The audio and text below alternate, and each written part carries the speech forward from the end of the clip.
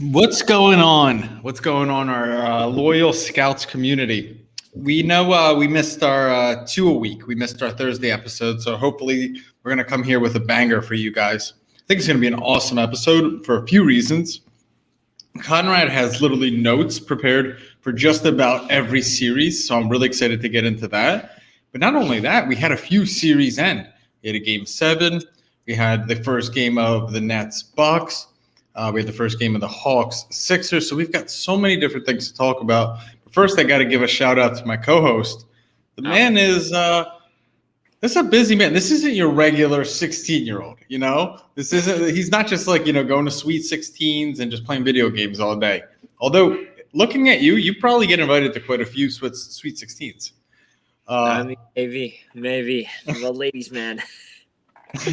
Conrad graduated, or he finished school, finished finals last week. Now his dad's got him working around the house. This busy man, and he does content all the time. So, got to give you a shout out, man. It's good to have you back on Scouts. So, Yeah. take us away. Where do you want to go? Of course. Let's start with the Clippers, because I do want to say that was probably the most exciting series, and I like the Knicks Hawks series because obviously Trae Young was being the villain, and the Knicks were just an awesome story this season. They surprised us all. They shocked every single NBA fan in the entire league. And just a heads up, actually, before I get too deep into this, we have clothes in the dryer, so if it randomly buzzes and I get scared out of me, that's what it is. Just a heads up for everyone listening.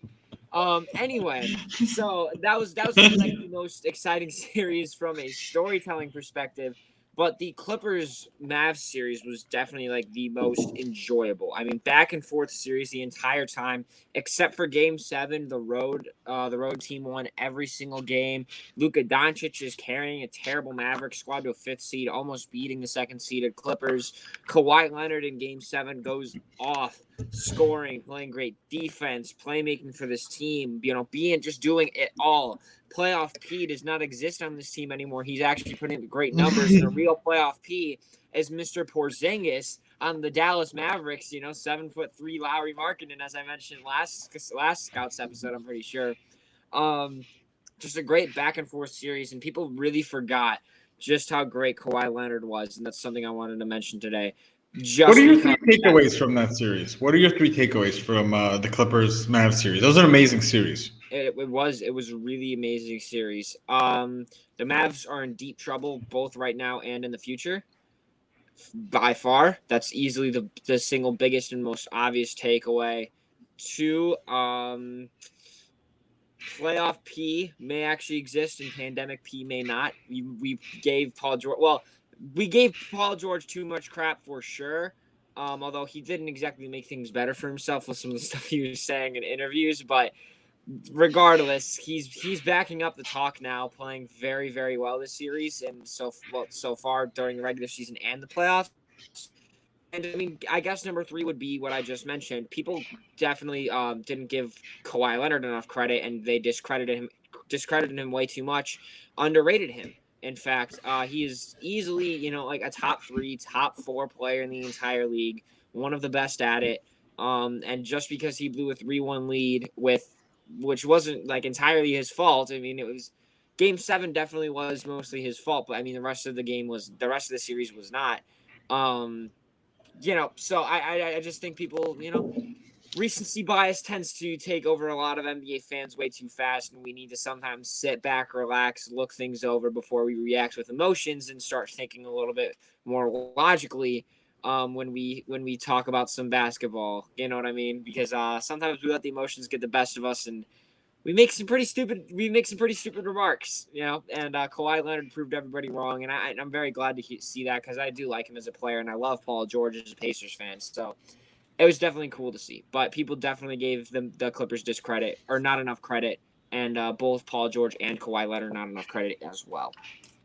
When we were talking about what Ty Lue can do when the Clippers were down 2-0, we talked about playing Terrence Mann more, right? Yep. He was clearly the spark off the bench that they needed. Now, Yep. Markieff, one of the Morris brothers, I can't remember which is which, but Marcus, idea. I don't know. Marcus, He was shooting lights out. Reggie Jackson actually made 2 big threes at the end of that game. Reggie Jackson. But I think Terrence Mann came in the second and third quarter, and he really he propelled that defense. He was much more tenacious. He was much more aggressive on defense, and I think he allowed Kawhi and Paul George to do what they do. And he made some shots too. So I got to say, Terrence Mann getting more time is really rewarding. And if you guys are listening and you're Star Stock listeners too, Terrence Mann's cards went up 20, 30, 40% after that performance. So something to look out for. Yeah, I mean, that can definitely happen a lot, especially during the playoffs. Just, these small little gamble guys tend to just see some really massive increases during some significant playoff performances, right? But one of the reasons, did you have something else you want to mention? Sound like you were about to keep going. I was going to go to the Lakers Suns. We didn't get a chance to talk about that. I wanted to ask you, the King, he leaves the court 5 minutes early. What does that mean to you? Does that mean anything to you? It's a leading question.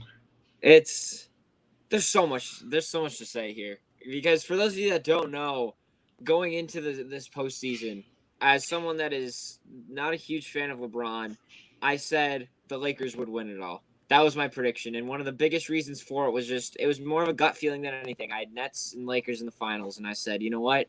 As stupid as this may seem, I'm taking the Lakers. I think that the King has a chip on his shoulder. I think he's really going for it. I think that there's something there. And look, we can't act like losing AD was no big deal. I mean, you're losing your second best player, foundational piece, your defense and stuff like that. And the 3-point shooting, which has been an issue for the Lakers all season, definitely showed up during the playoffs this year, which kind of upsetting to see as for any Lakers fans.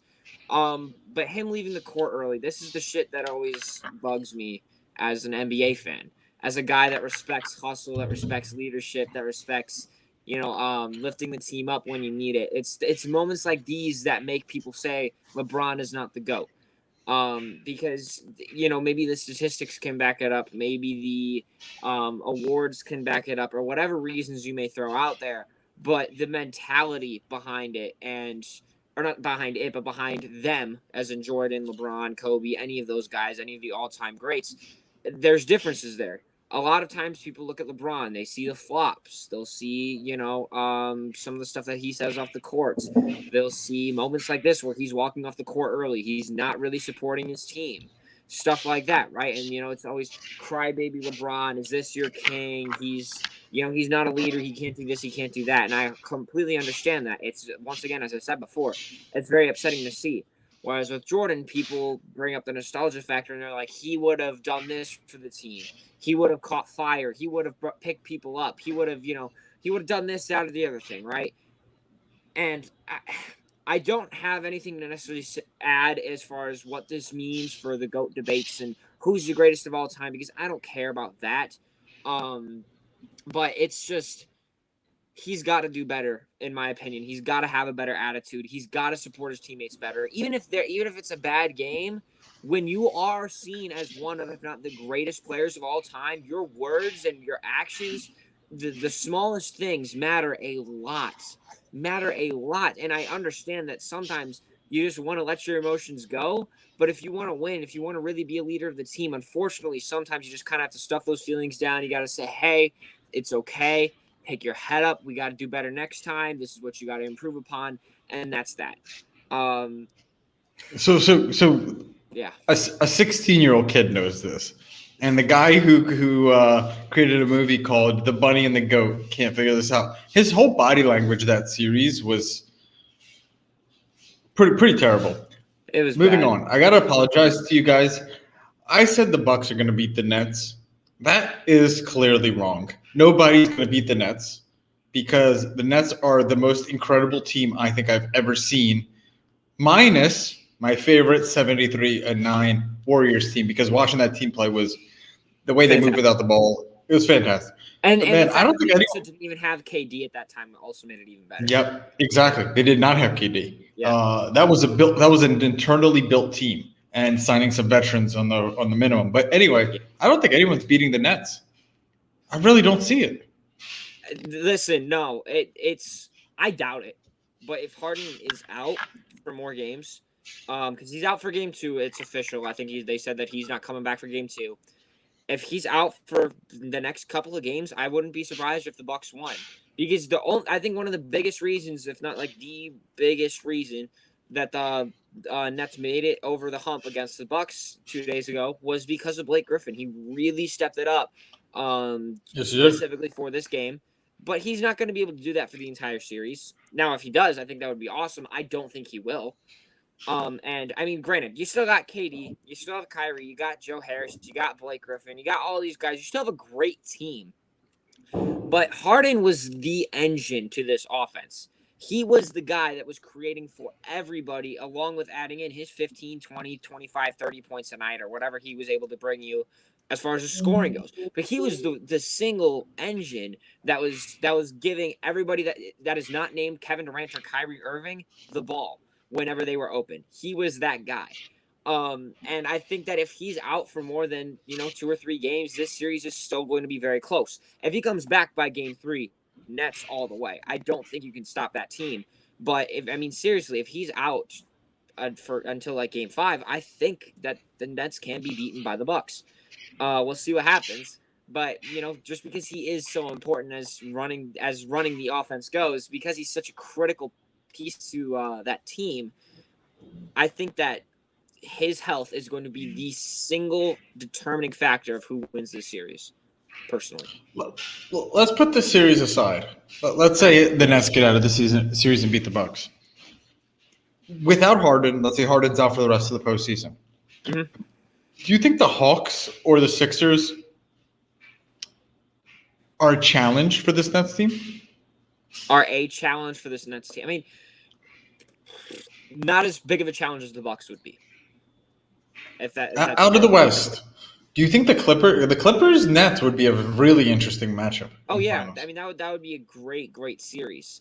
I would say Clippers and Bucks would be relatively even. I'll bring this up a little bit later actually, but I'm not completely sure. Not really. No, I mean that the Clippers and the Bucks would be about even in terms of like challenging level, if that makes any sense. Like the level of challenge, I don't know how else to phrase it, that team would bring to the Nets, right? They're pretty much like even there. So if Harden is healthy, I don't see the Nets losing whatsoever.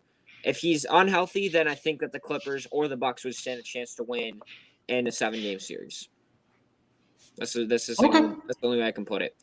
You did bring up all right, do you want to stick with Clippers talk? Because I do want to mention a couple things about Jazz and Clippers series. Or, because you mentioned the Eastern Conference already, do you want to talk about this? We're bouncing around.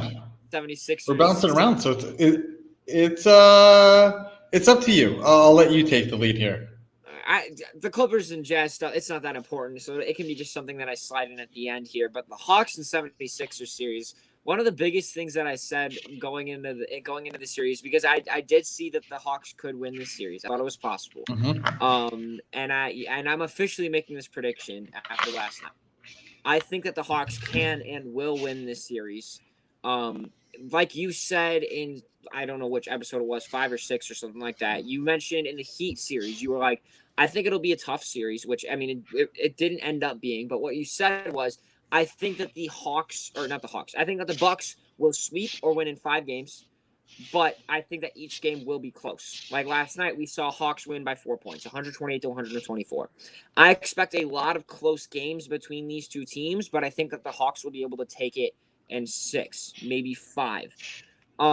Because Embiid went off last night, right? Seth Curry went off last night, actually. Matisse Thybulle didn't go off necessarily, but for a guy like him that has like 0 offensive talent, scoring double-digit points is impressive for him. Absolutely. Game and stuff like that, right? But here's the thing. The Hawks match up so well against this team. Unlike the Wizards, they have Clint Capella, a guy that isn't going to stop Embiid in the paint, but he's going to challenge him. He's going to be a nice rim protector, grab some boards, provide an interior presence that no one else so far that the 76ers have faced has, brought to the table, right? They have an insane amount of depth. Trae Young, Kevin Huerter, John Collins, DeAndre Hunter, Cam Reddish, Clint Capella, Onyeka Okongwu, Chris Dunn, Lou Williams, and Danilo Gallinari, Bogdanovich. Like, they have an insane amount of depth on this team, and a lot of that is Agreed. offensive oriented, which I think is going to be the Yep. biggest factor as far as what would help them win this series, because the 76ers are a much better defensive oriented team, right? I was going to And, say the Sixers are the second best defensive team, but I think that could be nullified with throwing a lot of really good offensive weapons at them. For example, if Gallinari isn't clicking, you could play Lou Williams. If Bogdanovich's shot isn't falling, you have Gallinari. You have. I got to talk about Hertha. You know who Hertha reminds me of? A young Klay Thompson. Oh a my young God. Klay Thompson. Look, I kind of agree with you there. I agree with you there. I hate. Okay, well, so why the reaction? Why the reaction? Were you going to bring up Steph Curry and Trae Young? Were you going to bring up that comparison? No. I think Herter is actually closer to Klay than Trae is to Steph Curry. Because I've seen a lot of. What I mean by Herter is I've seen the real quick comparisons leading to Trae and Steph comparisons, and I'm like, don't put them in the same breath. You guys are idiots. Continue. What makes Klay so special is he doesn't need a lot of the ball. He'll give you 100% effort on defense, and then when you ask him to make shots, he'll make shots. And that's what I see from Herter. He's a catch and shoot 3-point shooter, really good shooter, and he's a good defender. He's a good defender. So that was why I made that comparison. He was like, this guy's game reminds me. These aren't like he Reflective. is as good as Klay. Reflective reminds me of play Klay. style, 100%. Yeah, I completely understand that. Like, the only reason I had that reaction was the Trae Young and Steph Curry comparison. I agree. Kevin Herter does remind you of remind me of a younger Klay Thompson as well. I think Klay, even coming into the league, was better defensively than Kevin Herter is at the moment, right? But that doesn't mean that Herter can't improve on that end of the floor, right? He could definitely start to, pick up some slack on that side of the ball. We'll see what happens in his career. But I do agree, off ball creator, catch and shoot 3-point guy, I got an excellent role player. And if he can just raise his production level, maybe a solid third option on a championship contender someday. One other thing I want to mention about this series, or two other things actually, because you mentioned how the 76ers are the second best defensive team in the NBA. And this is something else that I wanted to bring up. They have faced such easy competition in the regular season to get them to this one. Yes, they do. Super easy competition. They have not faced a really good team consistently at all this year whatsoever. And they've looked not terrible, I would say, but they've been sputtering the past 10 games, including the regular season and the playoffs combined. Like, the past 10 games, they just looked off. They just don't seem to be clicking. I don't know what it is, but things just don't look consistent. And some of this may be having to do with, Embiid's health and stuff along those lines, but things just don't look right with that team. And the Hawks are an extremely, extremely good offensive team. They've been great under Nate McMillan's coaching. And I think that they're kind of figuring things out, because even against the Knicks, they were still having some issues that are now being solved. Bogdanovich and Gallinari are finally starting to get more shots in the hoop. And one of the biggest factors is John Collins. He dropped 21 points last night. He had I think a 20-point game in the last game of the Knicks Hawks series. And he's like a very big X factor for this series, because he was out very frequently during the beginning of the Knicks Hawks series because of foul trouble. He would get into foul trouble early on. They'd have to pull him out, and that ultimately led to him not getting a lot of runtime on the NBA floor. But the past two games, he's managed to stay on, and in both of those games, they won, largely because of his production. And so if he can continue to stay out of foul trouble, which I think is possible, I think he's kind of starting to understand, hey, look, I've just got to stop jumping for the ball, just focus on more on the offensive side of the ball at this point in time. I think that's a huge victory for the Hawks, and a huge reason, or not a huge reason, a huge add-on as to why they can and will, as I mentioned before, beat this 76ers team in the playoffs. I'm very excited for this matchup. I am too. I said it on maybe one of our first, our playoff preview. I just thought both of the number one seeds, West and the East, the Jazz and the Sixers, are vulnerable. Mm-hmm. I think the Clippers beat this Jazz team. I really do. I think they beat them pretty easily, actually. So if you want to move to that division, but it's actually kind of the same concept. It's a 1 versus a 4 seed. Sixers are the 1 seed, Hawks are the 4 seed, Jazz are the 1 seed. Now they're playing the Clippers 4 seed. I thought both number ones were very vulnerable.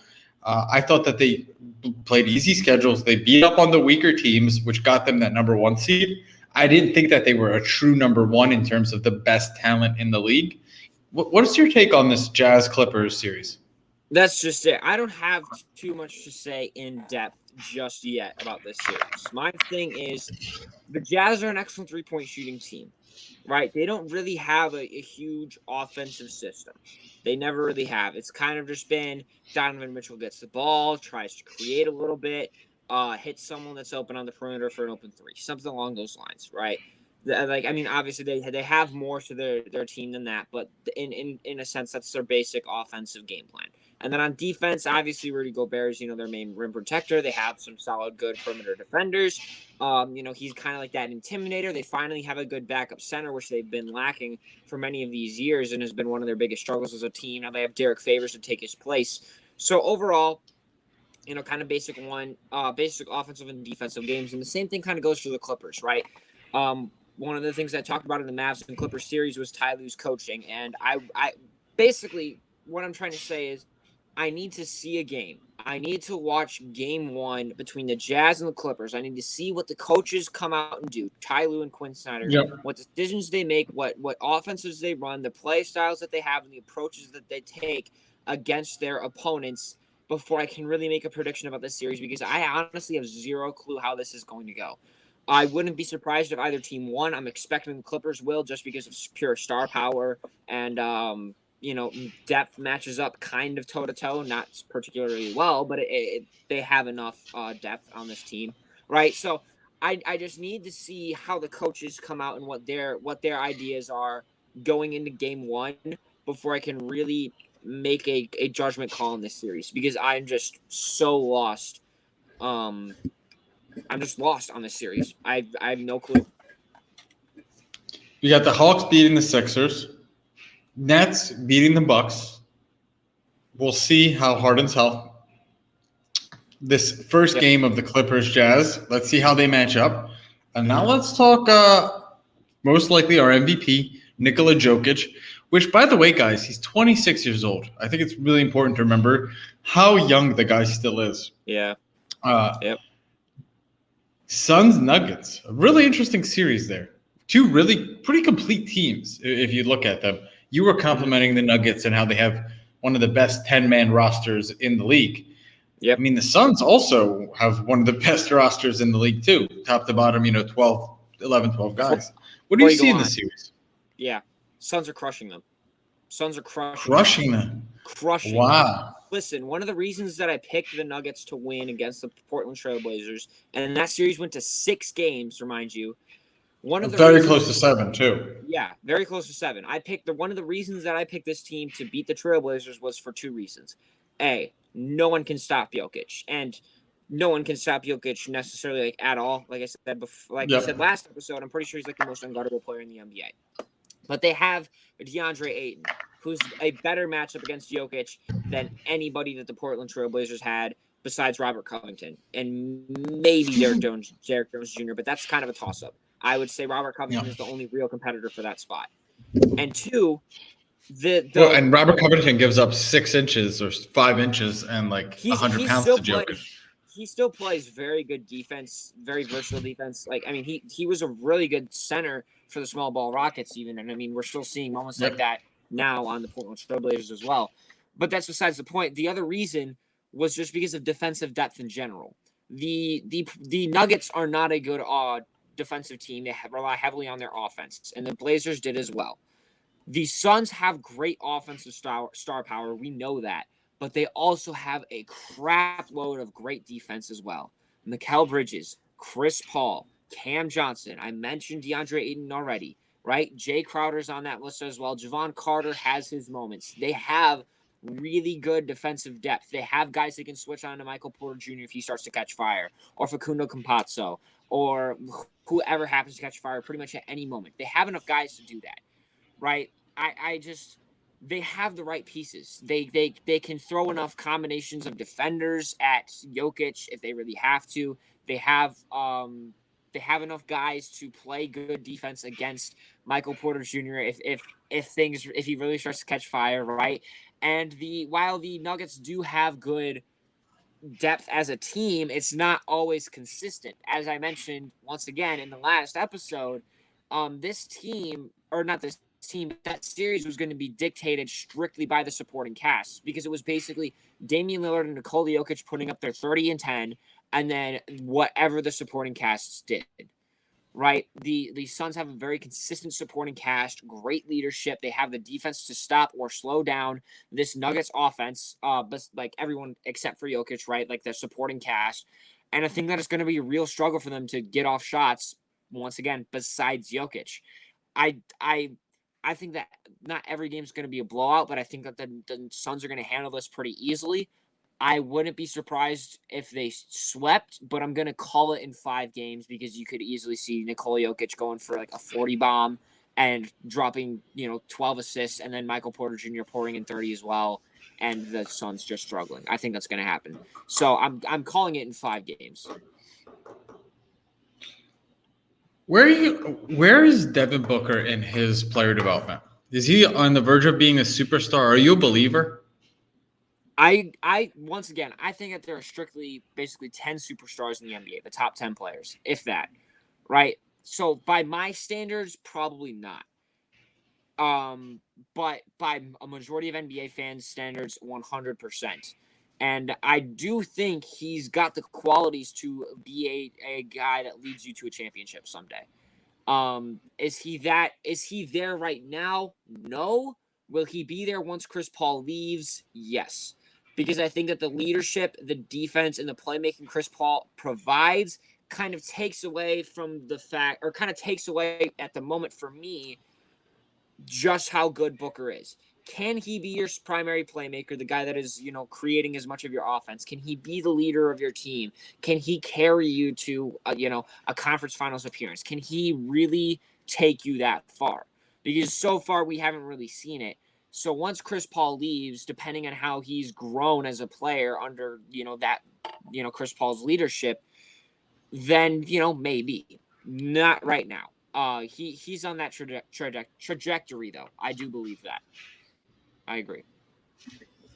I love it. So we got the most confident series you're in, Suns, Nuggets. You got the Suns coming out of there. Yeah. Jazz, Clippers. We got to see how they match up. I agree. It's going to be interesting. Hawks, Sixers. Tough series, but the Hawks taking it. Nets, Bucks. You think the Bucks still have a shot depending on Harden's health? Strictly based off Harden's health. If he's out for game 2, game 3, and game 4, the Hawks have it, or the Bucks have a chance. If he's back by game 3, then I don't think that they stand a chance. If he's back by game 4, I don't think they stand a chance. But if he's out, what's scary? What's scary is even if Harden's out for the whole series and the Nets sweep the Bucks. Yes. You smile because it's not actually that unrealistic based on how good. It's not. I mean, in any game, the Red, Kyrie, or Harden could put up 60 or 70 on their own. They all have put those numbers.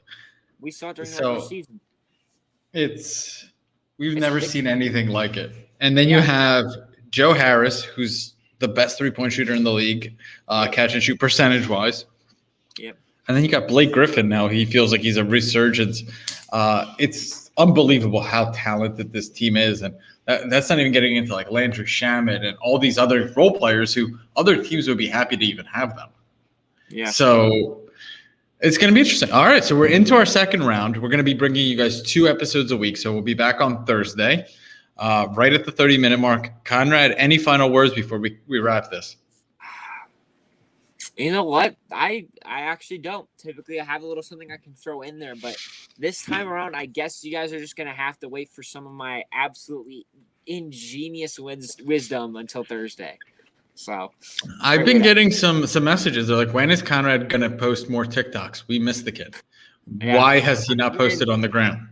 I've been so busy. It has been a very long time, and I miss it so much, but I've just got so much on my plate right now. I can't make it work. So hopefully it's sometime this week. Hopefully. Wow. All right. Bye, Luca Nation. Hope you enjoyed this episode of Scouts. Take care, y'all.